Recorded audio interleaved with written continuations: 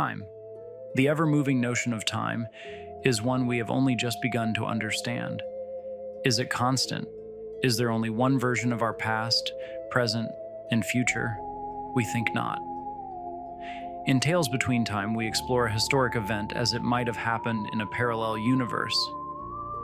Blending truth and fiction, our stories are designed to entertain you, provoke you, and perhaps frighten you. And don't worry, dear viewer, for these stories are almost certainly not true.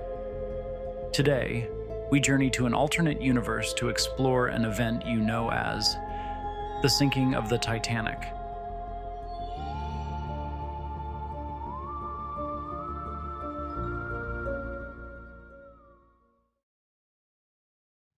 The year was 1912.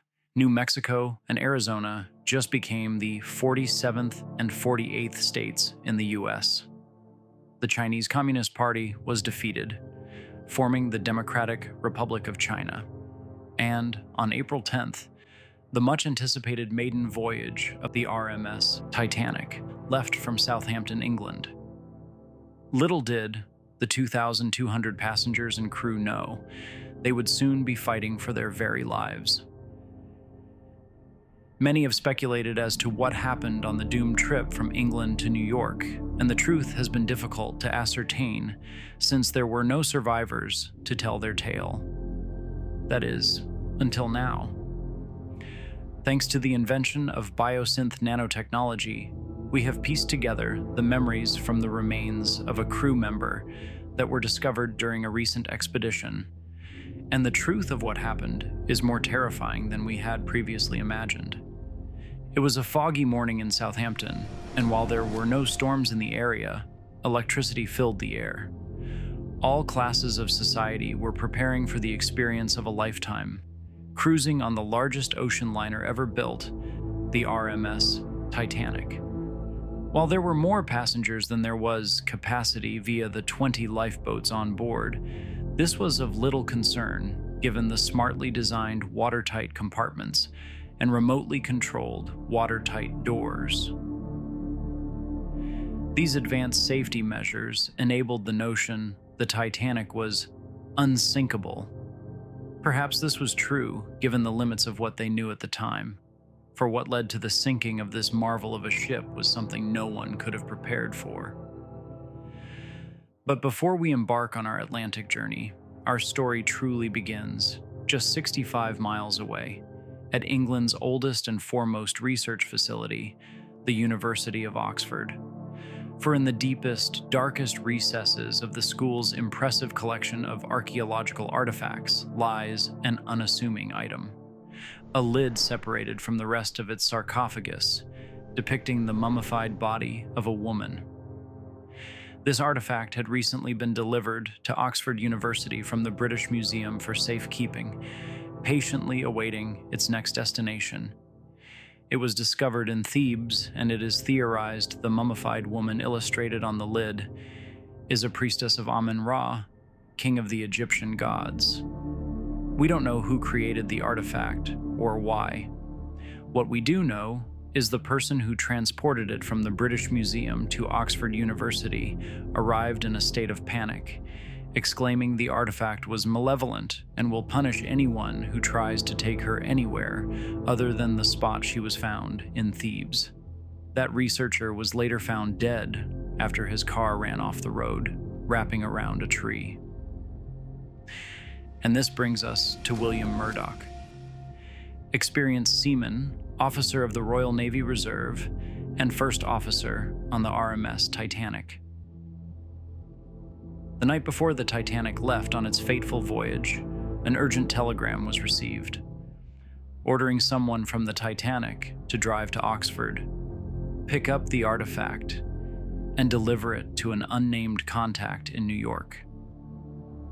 Given the telegram came from the highest echelon of the British government, and delivery of the artifact was labeled of the utmost importance, there was no room to argue. First Officer Murdoch was assigned to pick up the artifact and ensure its security and safekeeping until delivered.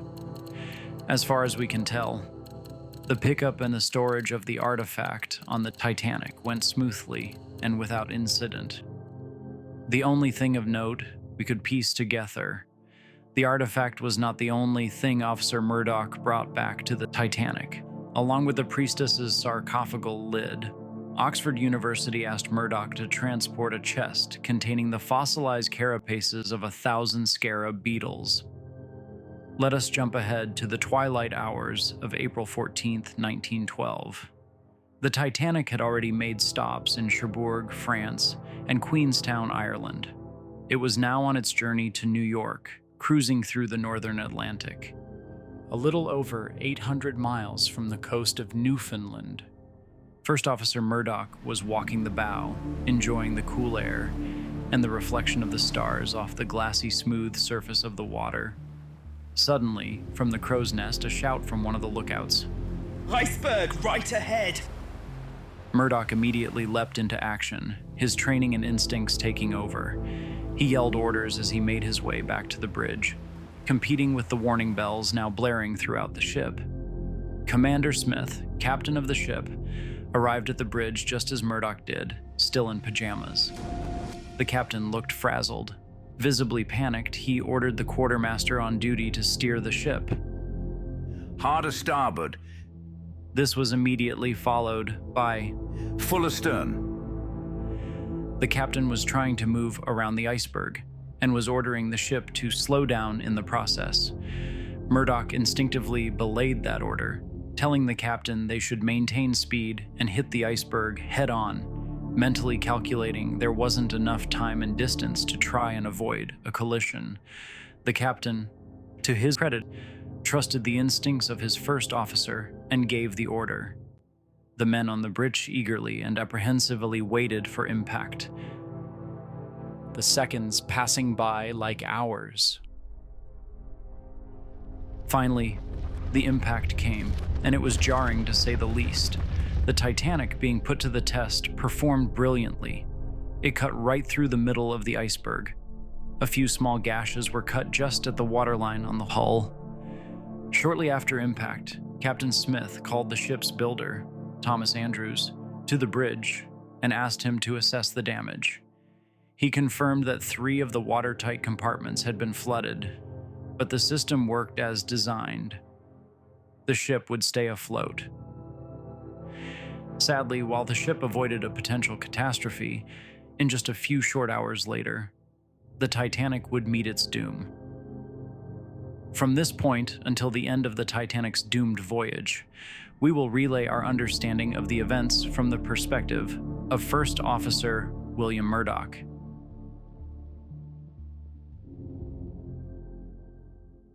Upon hearing some of the compartments were flooded, Murdoch immediately remembered his mission to transport the artifact. Almost simultaneously, he noticed it was eerily quiet. Running outside, he peered overboard. Not a single ripple was in the water. He said aloud to himself, "That's impossible." The water should be sloshing around, disturbed from the impact of the ship carving its way through the iceberg, sending small waves in the water for miles. Not to mention, the ship was still moving forward, yet there didn't seem to be a wake. A low hum started to pierce his ears. Was it in his head? Or was it audible to everyone else too? Still peering out to sea, Murdoch finally noticed ripples in the water. But wait, were the ripples heading towards the ship? For just a second, the moonlight appeared to reflect off something just barely peeking from the surface of the water, something with scales. What in the world? A sharp jolt. Holding onto the railing, Murdoch could feel the ship shudder. Then, multiple impacts could be felt somewhere below the waterline. Vibrations from the impacts were constant. More flashes of scales just beneath the waterline, surrounding the ship. Murdoch had been a seaman long enough to know how a ship should feel while afloat, and he could tell the ship was taking on water. A passenger suddenly appeared at his side. "Mr. Murdoch, what in the tarnation is going on?" Murdoch appeared to recognize her as one of the first-class American passengers. Seemingly without thinking, as if something was guiding his actions, Murdoch grabbed the hands of the passenger and exclaimed, This ship is going to sink. There is a piece of important cargo in one of the holds, and I need to get it off the ship. Will you help me? The American passenger must have recognized the desperate look on his face, for it didn't take her long to decide. Honey, I'm not known for giving up in the face of adversity, and I certainly will not start today. Let's go retrieve your cargo. Murdoch was visibly relieved. He would not have been able to move the artifact on his own. Thank you, Mrs. Brown, but please, I am not one for formalities. You can call me Maggie. Right, Maggie. Our priority is getting an artifact off this ship. If we can do that, I think we might be able to save lives. Murdoch started running, realizing how crazy he must have sounded, but Maggie was right behind him. Suddenly, and without warning, one of the passengers on the ship burst through a side door, engulfed in flames.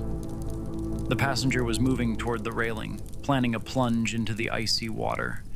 Right before they were about to jump, the passenger stopped, looked at Murdoch with glazed eyes, and in an impossibly calm manner, given the circumstances, said, Save me. The passenger proceeded to jump to their certain death. Looking in the direction the passenger came, Murdoch could see a fire had broken out in the hallway.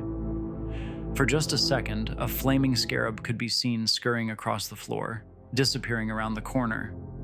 Maggie could be heard saying, Lord Almighty. More people could be seen on fire, bursting out of their rooms. Murdoch led Maggie further down the ship, trying another entryway to get to the lower levels.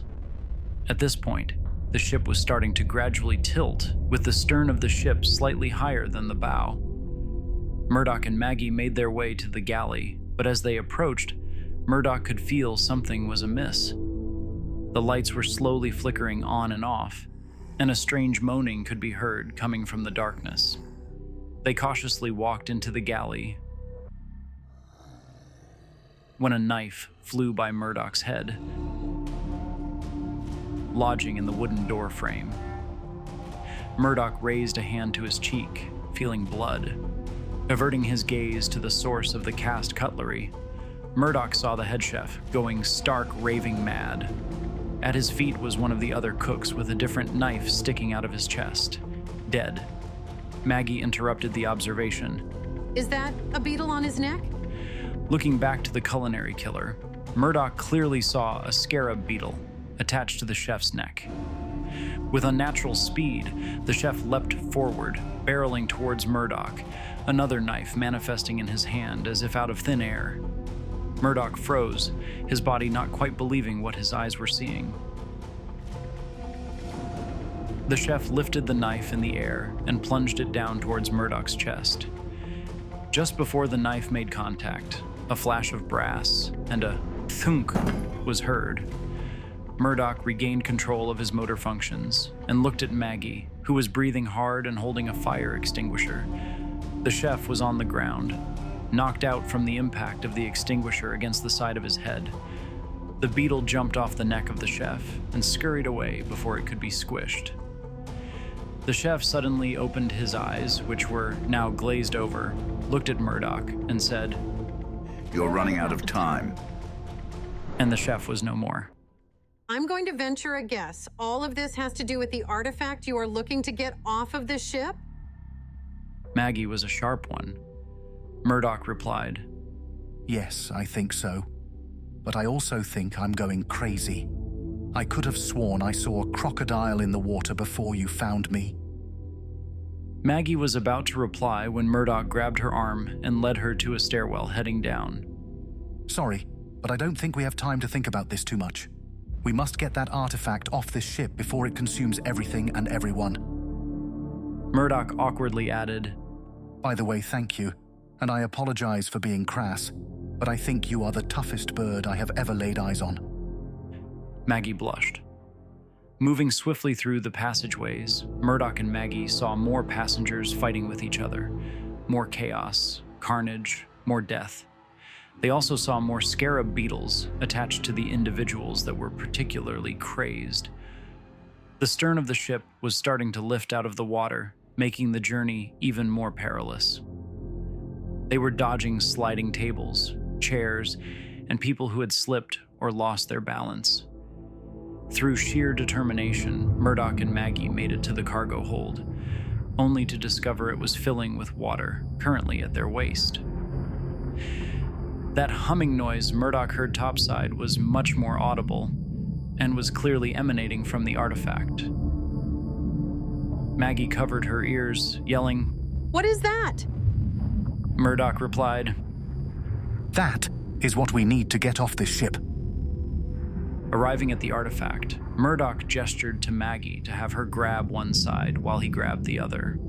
Together, they carried the artifact all the way to the boat deck. Because of the infighting happening throughout the ship, no other lifeboats had been lowered into the water. Maggie pointed out the nearest lifeboat, and Murdoch prepared its descent. In the meantime, Murdoch could hear yelling and screaming all around the ship. And was that music? People who weren't fighting with each other were jumping overboard or trying to get to the other lifeboats. Inexplicably, Murdoch noticed none of them tried to get onto their boat, as if they knew to stay far away, or something was ordering them away. As if on cue, two crewmen appeared out of the shadows to help lower their boat. Both had glazed eyes, and so, as the ship was being destroyed around them, lifeboat number 6 was slowly lowered into the water. From this perspective, Murdoch could see what had caused the ship to start sinking. There must have been hundreds of jagged holes and gashes along the hull of the ship. Shortly after, he noticed the multitude of bodies floating in the water around the lifeboat. The water was red. Scales appeared further down the ship, where living survivors were trying to swim away. Their screams could be heard just before being yanked underwater. Only limbs resurfaced. Murdoch gasped, exclaiming, But this is impossible. Crocodiles can't survive in these waters. As if in reply, the eyes of the priestess on the lid of the sarcophagus began to glow. 15 minutes had passed. Maybe it was 30. The lifeboat was now a couple hundred yards away from the sinking Titanic. Murdoch looked at Maggie, who had tears in her eyes. He said softly, We were too late. Maggie looked at him and urged, We must go back. We must go back and search for survivors. Murdoch shook his head, and through tears of his own, he muttered, It's too late for them. If we go back, we will only put ourselves and any survivors at further risk. We must now live to warn others to stay far away from this blasted artifact. Silence fell over the lifeboat. Murdoch took the opportunity to inspect the artifact further. He found a piece of parchment taped to the underside of the lid. It read, VK. As promised, please accept delivery and control of the item. We must get it to its final destination as soon as possible. It's vital it is delivered from America. They need to get involved. The SSB cannot fail. Democracy cannot fail. MC.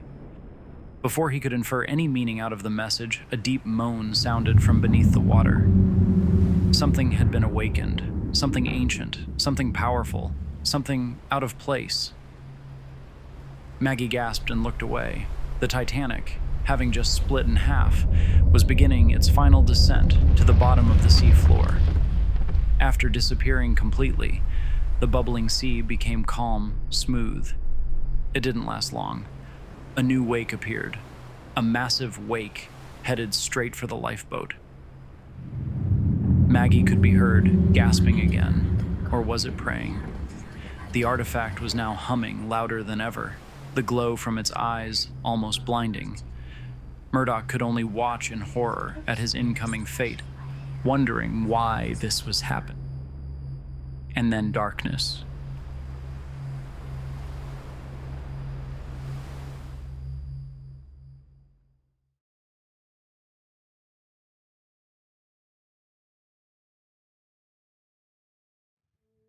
A lone figure eagerly paced in the shadows on board a ship with the name Carpathia on its side.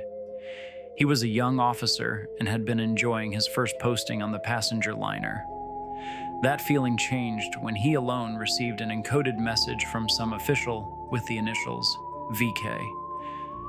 The young man was now tasked with searching for and recovering an artifact in the wreckage of the unsinkable Titanic. A few hours after arriving at the haunted location, a single lifeboat was spotted. It was a sight he would never forget. In the lifeboat was what looked to be the lid of a sarcophagus depicting a mummified woman, and nothing else. It's as if the lid just walked itself onto the lifeboat, lowered itself in the ocean, and awaited rescue.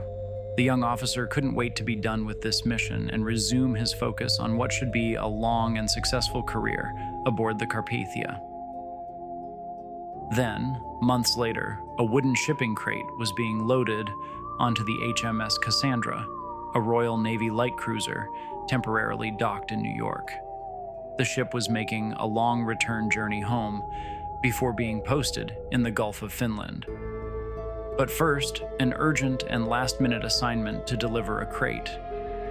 The captain of the vessel knew only what he needed to ensure a successful delivery, though he was confused as to why his ship had to deliver some cargo on behalf of the American government to an Austrian duke. But it was not his job to question orders. Life will go on.